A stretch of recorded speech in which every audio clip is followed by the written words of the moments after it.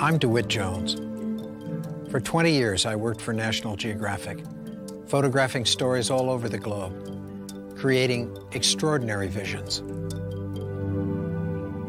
I learned a great deal from these visions about society, about geography, about people. But the vision that most changed my life was not photographic. It was an attitude, a perspective that exists at the core of the geographic. A vision so simple, yet so profound.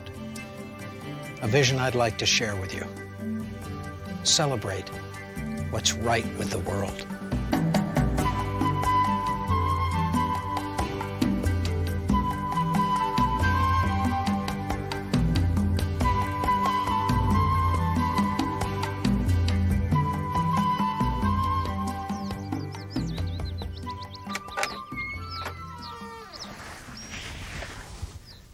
We all have teachers in our lives, mentors that show us what's possible. The National Geographic was one of those for me. Maybe it was for many of you. You know, I used to read it at night, and even after my parents told me to turn out the light and go to sleep, I wouldn't do it.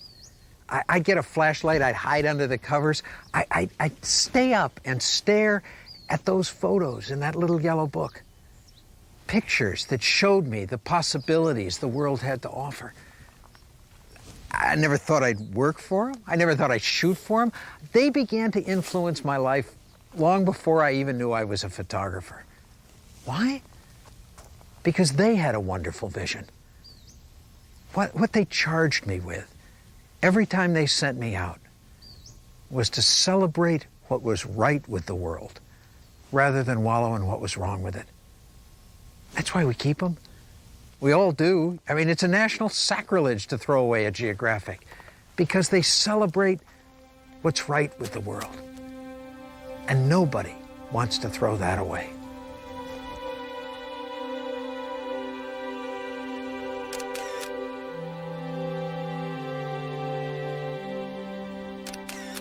When I was growing up, I used to hold that maxim, I won't believe it until I see it. Yet the more I shot for the Geographic, the more I realized that I had it backwards. That the way it really works is, I won't see it till I believe it. That's the way life works. Well, I believed it. I believed the vision of the Geographic, and the more I did, the more I'd see it in everything. They'd send me out to places I'd never been. I believed there would be beautiful landscapes to photograph. They'd appear. I believed those landscapes would be full of wonderful people. They'd be there. I'd begin every assignment, every day, every shot, trying to celebrate what was right with the situation rather than what was wrong with it. When I started, I had no idea how powerful that vision would be, how much it would change my life. But vision controls our perception, and our perception becomes our reality. Celebrating what's right with the world. It was a vision that had purpose and passion for everybody at the Geographic. Do you have a vision like that?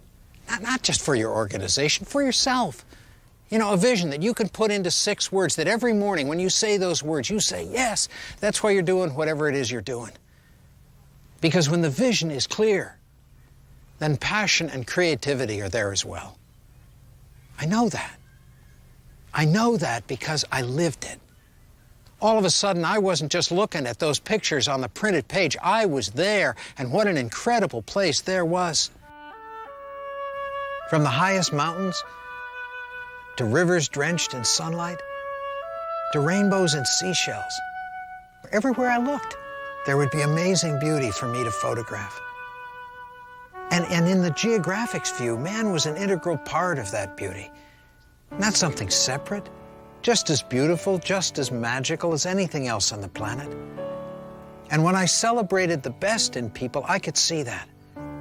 I could see it in the faces of those at work, or the body language of those at play, those in their youth, or in their age.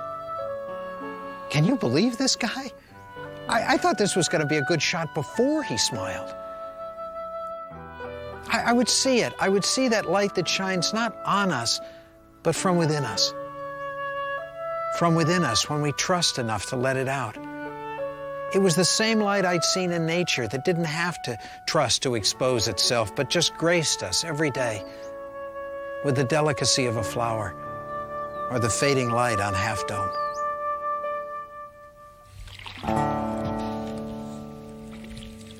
Yet the more I celebrated the beauty of the world, the more I found a conflict growing within me between the geographics paradigm and the worldview that I'd been taught since I was a child, my intellectual paradigm. You all know it. The law of the jungle, eat or be eaten, my win is your loss, second place is the first loser. We live in that paradigm all the time, a world based on fear and scarcity and competition.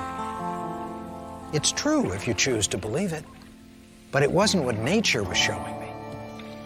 Nature was showing me incredible beauty standing just beyond the rat race, saying, hello, hello. All was there if I was open enough to see it. I mean, come on, nature never stood in front of a forest and said, there is one great photograph hidden here.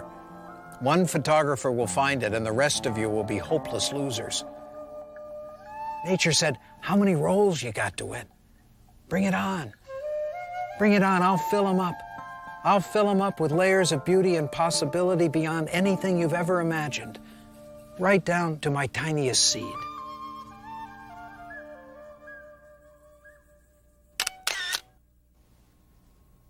Do we choose to see those possibilities?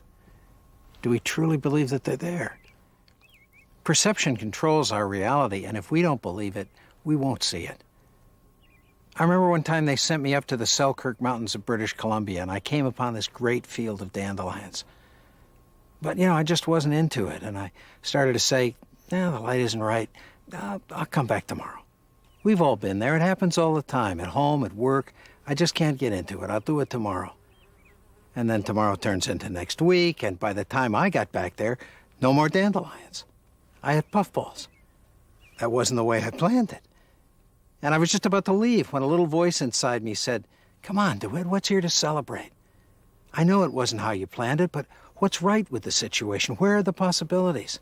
And before I knew it, I was into puffballs, puffballs, puffballs, over the puffballs, and I level with the puffballs, under the puffballs, looking at them from every angle until, whoa, that's what I found. It was there. It seemed it was always there, if I was open enough to see it.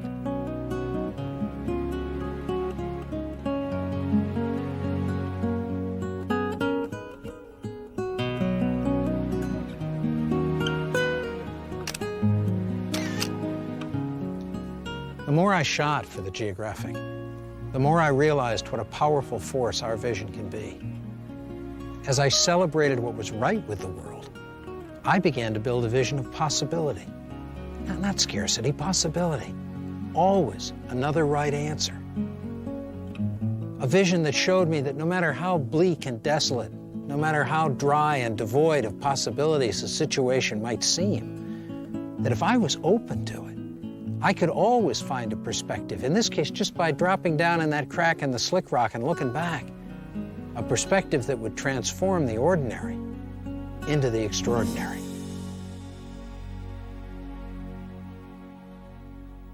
How open to possibility does our vision allow us to be? Open. I mean, really open, even when we think we know what the answer will be. I was shooting recently in Marine World, and I'd gotten the shots of the whales and the dolphins, and I'm heading back to the car, and I saw this kid standing in front of the dancing fountains. Dancing fountains, where the water comes out of one, goes up and goes into the other and up and into the next one. And this kid had his hand on the source. And he was ready, and so was I. And he was waiting, and so was I. And I knew what that answer would be, and I nailed it. But I'm not putting on the brakes. I'm not taking my eye off the viewfinder. I'm staying open. Because if I didn't, if I thought this was it, I never would have seen this one. Celebrating what's right with the world. It not only keeps us open to possibilities, it gives us energy. When I'm setting up a shot, I always begin by saying, what's exciting me? What's here to celebrate? What's the very best this shot has to offer? And then I try and enhance that and get rid of everything else. Instead of starting out, as we so often do, by griping about what's wrong with the situation, what's right with it? Because by celebrating the best, that allows us to fall in love with it. That connects us with our passion. That emancipates the energy. By celebrating what's right, we find the energy to fix what's wrong. As Michelangelo once wrote, "I saw an angel in the stone and carved to set it free."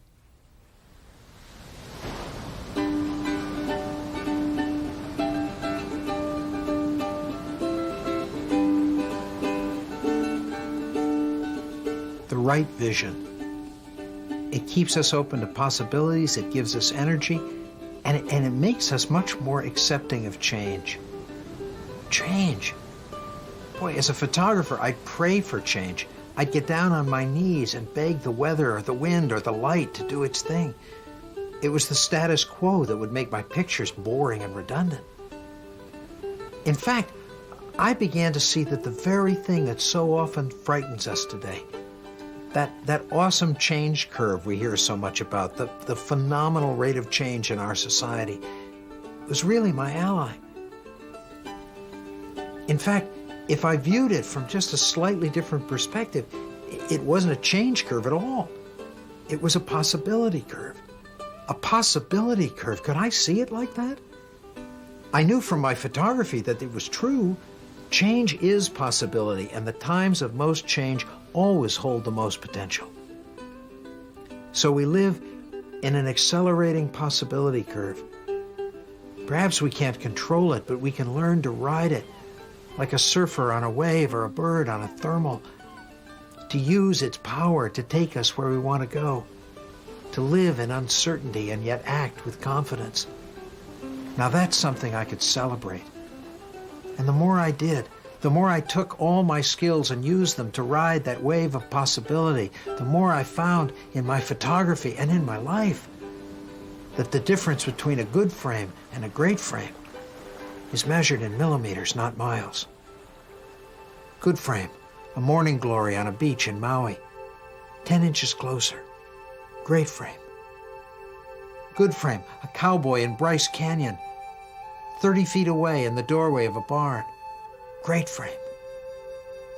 Good frame, sunset on the Golden Gate Bridge with the new moon rising. How could it get any better? 15 minutes later. Great frame. When we believe it, we'll see it. The power of vision is extraordinary. It transforms the way we look at the world. It can take us from flapping in the middle of the flock to soaring to heights we've never dreamed of. But we have to be willing to trust it, to come out to our edge. Because it's here on the edge that we find the winds to take us higher. And it's not just the external edges that we have to test. It's the internal ones as well. If we're going to really learn to soar, we have to know ourselves as well as we know our craft. I realized that if I was going to take it higher in my own life, I had to spend time not just with what I do, but with who I am. Boy, that's a lot harder, at least it was for me, discovering who I was and being comfortable with it. A lot harder than taking a photograph. And yet I knew that was the move from good frame to great frame. That was the edge I'd have to press. That edge in each of our lives between success and significance. That subtle edge between being the best in the world and being the best for the world. Not an easy shift. But every time that I'd lose faith that I might ever be able to make it, I'd meet someone who had, and they'd serve as a beacon to show me it was possible. I met such a person on Scotland's Outer Hebrides. Her name was Marion Campbell, and she was the finest weaver in all of Scotland. She was a national treasure. She'd been cited by the Queen, and she lived in the tiny town of Plockerpool. And I had to photograph her, and I went to her house. I knocked on the door. She came out, lovely woman. And she said, "Can I help you?" And I said, "Yeah, I'm from National Geographic, and I want to photograph you." And she said, "Wait, my brother is very sick upstairs. He may be dying, and I'm taking care of him." I felt like a complete idiot, you know. I mean, why?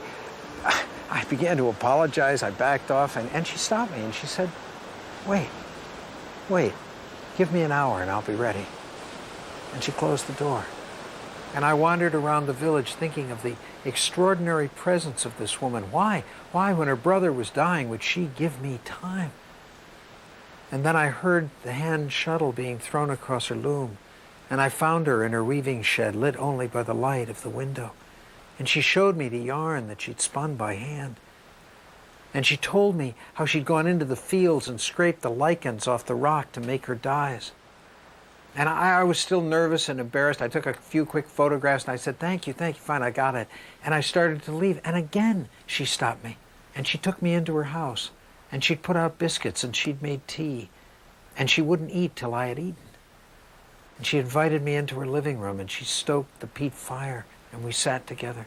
And she talked quietly and simply. And I kept thinking I was in the presence of a great sage, and I was waiting for some great gift of wisdom. And finally I said, what do you think about when you weave?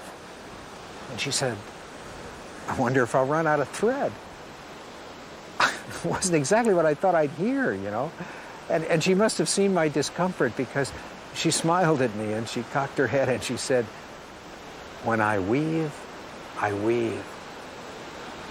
And in my own mind I heard, when I weave, I weave. When I photograph, I photograph. When I serve, I serve. When I celebrate, I celebrate. There's no use walking anywhere to preach unless you're walking as you're preaching.